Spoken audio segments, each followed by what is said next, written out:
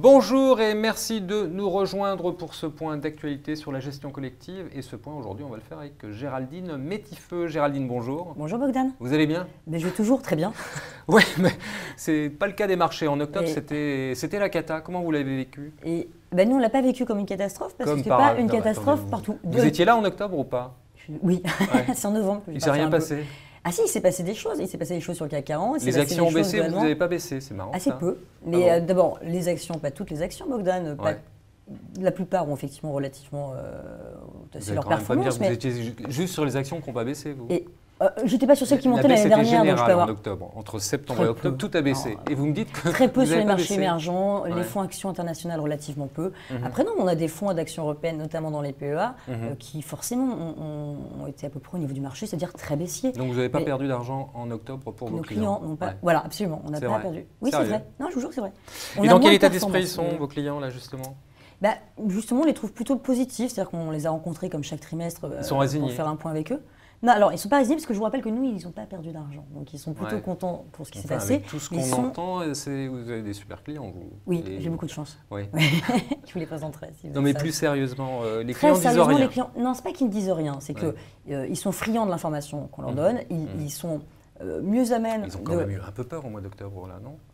On a fait un communiqué très tôt au mois d'octobre, donc oui, ils nous ont indiqué qu'ils avaient eu peur, ils ont lu le communiqué qu'on leur avait adressé, et ils étaient plutôt rassurants. Donc voilà, mon CGP voit ce qui se passe, s'il y avait un problème, ils nous appelleraient. Donc même quand pas on peur. les voit, même pas peur. Non, ils ne sont pas stressés, c'est-à-dire qu'ils savent que des coups de tabac, ça peut arriver. 2008, 2011. Les fonds en euros? Parce que là, vous étiez très positif sur les fonds en euros. Ça fait 2-3 ans que vous venez dans ce studio. Vous m'avez toujours dit les fonds en euros, c'est génial. Et oui. En décembre, qu'est-ce que vous allez raconter à vos clients? Là, je suis curieux de savoir. Là. Alors, plutôt en janvier, du coup, parce que c'est en janvier que j'aurai la performance. En janvier, voilà. Oui. Qu'est-ce que vous allez leur raconter? La même chose que d'habitude. Si vous ne voulez pas de risque, à peu près la même chose, avec 30 centimes de moins. Qu'est-ce que vous allez dire à vos clients que 2,5 c'est bien? Je vais leur dire qu'on a bien fait d'aller, pour l'essentiel, pour la partie fonds euros, d'aller sur des fonds euros dynamiques qui feront a priori plus que 2,5. Ça, sans doute. Mais 2,5, Bogdan, par rapport à une SICAV monétaire ou un compte sur livret, parce que si ça doit être ça, la comparaison avec l'actif risqué ou non risqué, c'est une comparative avec un actif non risqué. 2,5, oui, c'est pas génial. Donc si l'année prochaine ils sont à 1,5, vous me direz toujours que c'est bien. Janvier 2016, vous me refaites le même coup? Non, alors je ne sais pas si je vous referai le même coup. Parce que si ça baisse, c'est... Mais tout dépend. C'est-à-dire que si on veut vraiment avoir un actif non risqué, qu'on est dans le cadre de l'assurance, que les SICAV monétaires rapportent moins que ce que peut rapporter le fonds euro net de frais de gestion. Oui, mais c'était la solution pratique des CGP, les fonds en euros, ça ne peut plus l'être maintenant. On est bien d'accord. Non, je pense que... Même les assureurs ont peur. Donc Les assureurs, ils ont trop de fonds, ils ont trop de collègues sur leurs fonds en euros. Donc eux, manifestement, ils n'ont pas un problème de se dire la perf n'est pas assez bonne. Eux, ils adoreraient que la perf soit pourrie pour que plus personne n'aille dessus, j'imagine. Mais le sujet, c'est si vous voulez diversifier votre activité et votre allocation, le fonds euro est extrêmement bien fait pour ça. Ça peut être un fonds en attente et ça peut être un fonds qui maîtrise la volatilité. Donc du portefeuille. Donc nous, on n'a pas de difficulté avec ça. C'est pas central pour nous. C'est soit un fonds d'attente, soit un fonds pour sécuriser. D'accord.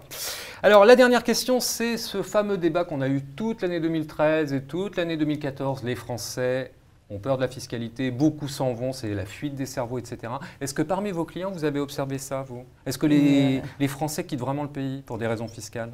Non. Dans nos clients, mais encore une fois, on n'est pas, nous, on est sur une clientèle gestion privée, gestion de patrimoine, donc plutôt très fort revenu.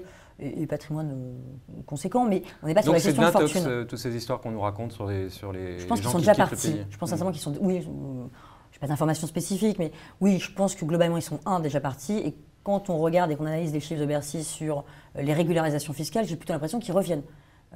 Pour l'essentiel. Non plus. Certains en tout cas. Hein. Je crois certains, je ne connais pas le chiffre, c'est 30 000 peut-être. Ouais. Si, c'est beaucoup. Donc on nous a intoxiqués en fait.